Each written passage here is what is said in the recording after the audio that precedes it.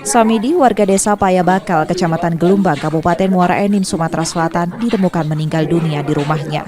Jasad Samidi pertama kali ditemukan oleh keponakannya di dapur dalam kondisi yang sangat memprihatinkan dan sudah mengeluarkan bau tak sedap. Diduga rumahnya dikunci dari luar. Jasad Samidi tertutup sajadah dengan kedua tangan terikat dan mulut disumpal kain. Anak Samidi mengungkapkan bahwa terakhir kali mereka berkomunikasi pada Jumat malam pekan lalu saat Samidi tengah dalam perjalanan mengantar barang. Selain itu, keluarga kesulitan menghubunginya kembali. Kondisinya tangan diikat, mulutnya disumpel kain, sama jenazahnya ditutup sejadah.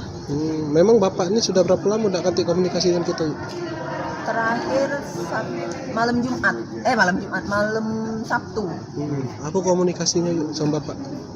Nelpon kalau dia lagi di jalan. Oh, lagi di jalan. Ini rumah yang ditemukan itu rumah bapak atau rumah? Iya. Memang rumah kita nih ya. Indikasinya apa yuk? Belum tahu. Cuman ada tak barang korban yang hilang? Mobil ya. Memang bapak ini profesi ini ya, sopir. Selain penemuan jasad, keluarga juga menyatakan bahwa mobil milik Samidi hilang.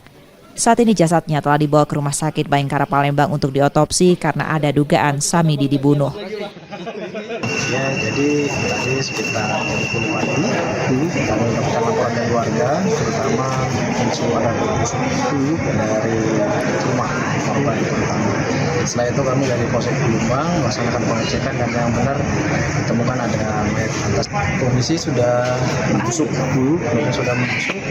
memang ada bercak dan rebesan darah.